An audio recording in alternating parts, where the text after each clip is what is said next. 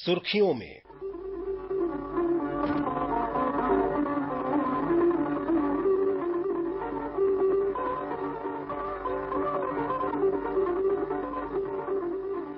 प्रस्तुत है महात्मा गांधी की 150वीं जयंती पर एक विशेष श्रृंखला।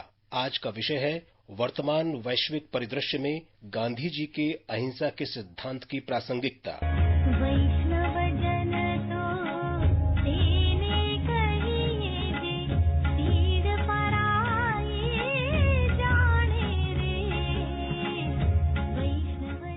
दुनिया भर के कई देशों ने दशकों तक हिंसक गतिविधियों के बीच संघर्ष किया। भारत में भी हमने कई बार आंतरिक और बाहरी रूप से हिंसक घटनाओं का सामना किया। आज के समय में ऐसी कठिन परिस्थितियों का सामना करते हुए महात्मा गांधी का अहिंसा का सिद्धांत कितना सार्थक है। भारत के राष्ट्रपति रामनाथ कोविंद के शब्दों में राष्ट्रपिता ने भारत में चेतना का संचार किया। बापू हमारे अतीत हैं, वे वर्तमान हैं और वे हमारा भविष्य भी हैं। आज की चर्चा में हम वैश्विक परिदृश्य में अहिंसा या नॉन वायलेंस के महत्व के बारे में जानेंगे।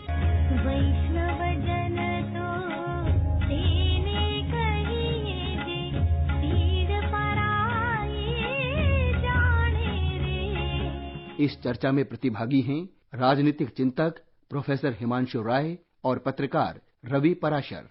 कुछ महापुरुष ऐसे होते हैं जिनकी ख्याति किसी विशेष दिशा और काल में ही नहीं फैलती, बल्कि सभी दिशाओं और कालों में एक समान रूप से फैलती है। मोहनदास करमचंद गांधी या महात्मा गांधी या हमारे बापू या देश के राष्ट्रपिता कहे जाने वाले गांधी जी ऐसी ही महान शख्सियत हैं। आजादी की लड़ाई में हजारों भारतीयों ने कुर्बानियां दी, अंग्रेजों के जुल्म सितम झेले। ऐसे बहुत से सेनानियों को देश याद करता है, उनके प्रति कृतज्ञता जताता है, लेकिन महात्मा गांधी का नाम और उनके विचारों की कीर्ति पताका पूरी दुनिया में फैली। दुनिया के हर देश में बापू के विचारों का आदर किया जाता है। पिछले 2 अक्टूबर को पूरी दुनिया ने महात्मा गांधी की 150वीं जयंती जोर शोर से मनाई। भारत के इस महान सपूत को वैसे तो स्मरण करने का सिलसिला हर दिन चलता है, लेकिन 150वें जयंती वर्ष में उनके विचारों को नए सिरे से समझने समझाने के लिए कई स्तरों पर विशेष आयोजन किए जा रहे हैं। रॉय, अहिंसा कर्म है या विचार है? ये सवाल बहुत विचारणीय है और इस सवाल पर बड़ी बहस होती आई है। आप क्या मानते हैं? अहिंसा विचार है, संकल्प है और सिद्धांत भी है? ये एक आश्चर्यजनक है कि गांधी के ज्यादातर जो राजनीतिक अनुयायी थे, उनके बीच में ही आपस में विरोधाभास था कि इसको कैसे लिया जाए। या तो हम एक राजनीतिक अस्त्र के तौर पे इसका इस्तेमाल करें ब्रिटिश हुकूमत के खिलाफ, या हमारी पूरी सोच में ही अहिंसक भावना हो और जिसके माध्यम से हम समाज परिवर्तन और राजनीतिक परिवर्तन या आजादी की एक लड़ाई लड़ें। तो ज्यादातर लोगों ने व्यवहारिक स्तर पे इसको राजनीतिक स्ट्रेटजी या टूल के तौर पे लिया, अस्त्र के तौर पे लिया है, रादर देन क्रीड के तौर पे। उसके पीछे कारण ये है कि भारतीय परंपरा में, समाज के अंदर या इतिहास में 2 विरोधाभास चीज देखने में आती है। स्क्रिप्चर्स में हमारे जो ग्रंथ हैं, उन ग्रंथों के अंदर तो हम देखते हैं कि अहिंसा की भावना या प्राथमिकता होती है, लेकिन आम समाज के जीवन में हम देखते हैं कि हिंसा का भी पुट होता है। गांव में हम सभी जानते हैं खेतों के लिए लड़ाइयां होती थीं, व्यक्तिगत हिंसाएं होती थीं, दलितों पे प्रताड़नाएं होती थीं। तो ये 2 विरोधाभास देखने में लगा है। गांधी की जहां तक अपनी सोच थी राजनैतिक और व्यक्तिगत, उनके लिए ये क्रीड था, ये एक भावना थी जिसके बिना उन्हें लगता था कि जीवन नहीं है। बट दूसरे जो अनुयायी हैं, खासकर राजनीतिक अनुयायी, उनके लिए एक राजनीतिक अस्त्र के तौर पे था। हालांकि उनके और भी शिष्य थे, जैसे विनोबा भावे थे, जिनके लिए अहिंसा एक भावना थी, एक क्रीड था। बट बाकी जो थे, जैसे नेहरू थे या जो दूसरे लोग थे, अगर जरूरत वैसी महसूस हुई तो नाखून का हम इस्तेमाल करेंगे। हिटलर के खिलाफ अगर फौज आती है, अगर आपको याद होगा तो इनका वो एरिया था। तो ये दोनों चीजें देखने में आ रही हैं गांधी के राजनीतिक आंदोलन के संदर्भ में, अगर इसकी चर्चा करें तो। अहिंसा परमो धर्मः ये भी कहा जाता है, और सनातन संस्कृति में अहिंसा जैसे सिद्धांतों की वजह से ही भारत विश्वगुरु रहा है। स्क्रिप्चर्स के तौर पे जितने हमारे करीब करीब स्क्रिप्चर्स रहे, ग्रंथ रहे हैं, खासकर जैसे जैसे बुद्धिज्म विश्व में फैला और काफी बड़े एरिया में बुद्धिज्म फैला हुआ है। हम देख रहे हैं चीन से, जापान से लेके और साउथ ईस्ट एशिया जिसे हम आज कहते हैं, वो हर जगह, चाहे वो कंबोडिया हो, थाईलैंड वगैरह हो या श्रीलंका हो। उस हिसाब से ये जबरदस्त विश्व के स्तर पे तो इसकी भावना है और इसलिए हमें आज की तारीख में और पहले भी विश्व गुरु के तौर पे माना गया है कि हम अहिंसक रहे हैं। अहिंसा कहीं कायर तो नहीं बनाती? ये सवाल आपका बहुत पूर्ण है, कंटेंसस है इस मायने में कि गांधी को क्या हम कायर समझ सकते हैं? क्योंकि गांधी अहिंसक थे, बुद्ध अहिंसक थे, क्या हम बुद्ध को कायर समझ सकते हैं?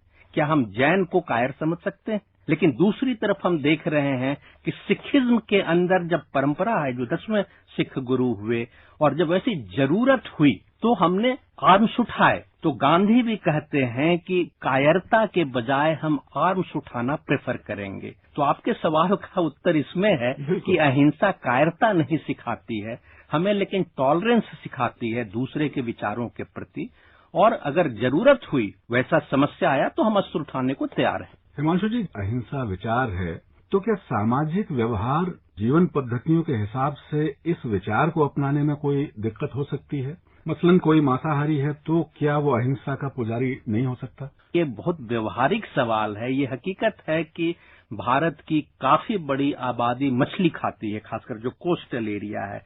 काफी जातियों के लोग मांसाहारी हैं। अगर हम किसी एक जाति को न लें तो मिथिलांचल के पंडित को हम देखते हैं, कश्मीर देखते हैं, हम कन्याकुमारी देखते हैं, केरल देखते हैं, नॉर्थ ईस्ट पूरा देखते हैं, लोग मांसाहारी हैं। लेकिन इसका क्या मतलब ये है कि हम वायलेंट हैं? अगर हम जानवर को मार सकते हैं तो क्या हम आदमियों को मार सकते हैं? अगर हम आलोचनात्मक तरीके से देखें तो ऐसा है कि जो मांसाहारी आदमी है, जरूरी नहीं है कि वो हिंसात्मक हो। भोजन उसकी मजबूरी है। जिंदा रहने के लिए वो अगर किसी जानवर को या मछली को खा रहा है और किसी दूसरे आदमी को मार रहा है, इस दोनों में बहुत फर्क है। वैश्विक परिदृश्य में अगर बात करें तो बिल्कुल सही बात है। बहुत सारे स्कैंडिनेवियन कंट्रीज हैं जो बहुत ईमानदार माने जाते हैं, जहां पे हिंसा नाम की बहुत चीज अब देखने में पब्लिक लाइफ में या इवन प्राइवेट लाइफ में नहीं मिलता है। तो उस हिसाब से देखें तो गांधी की परंपरा के वो ज्यादा पोषक हैं, लेकिन निजी जीवन में वो मांसाहारी हैं। रॉय, एक तरफा अहिंसा की भी क्या कोई सीमा होनी चाहिए?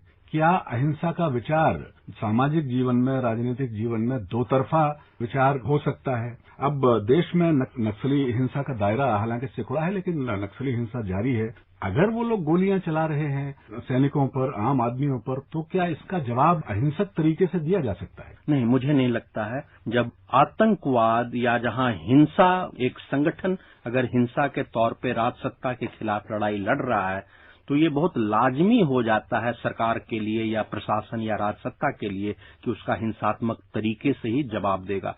क्योंकि फौज की पूरी ट्रेनिंग होती है कि आप उसको लाठी के सहारे नहीं टैकल कर सकते हैं, आप उसको हिंसात्मक तरीके से ही कर सकते हैं, क्योंकि तभी वो फौज है। जहां पे नक्सली हिंसा है या कश्मीर के अंदर आतंकवादी हिंसा है या नॉर्थ ईस्ट के कुछ क्षेत्रों में अगर हिंसा, संगठनात्मक आतंकी हिंसा हो रही है, तो वहां पे सरकार के पास या राजसत्ता के पास दूसरा कोई ऑप्शन नहीं बचता है कि उसको पहले दो रास्ते होते हैं। या तो है कि एक पहले उसको आप कुचल दें, ताकत से फौज के रास्ते कुचल दें, या दूसरा फिर है कि पॉलिटिकल रास्ते में आप उनके साथ कंप्रोमाइज करें, बशर्ते कि वो संगठन कंप्रोमाइज करने को तैयार है। नक्सल आंदोलन का मुख्य पर्पस ही है कि पूरे संविधान को, पूरे राज सत्ता को उखाड़ फेंकना, तो उनके साथ कंप्रोमाइज नहीं हो सकता है। प्रोफेसर हिमांशु रॉय जी, आपका आभार और धन्यवाद। शुक्रिया।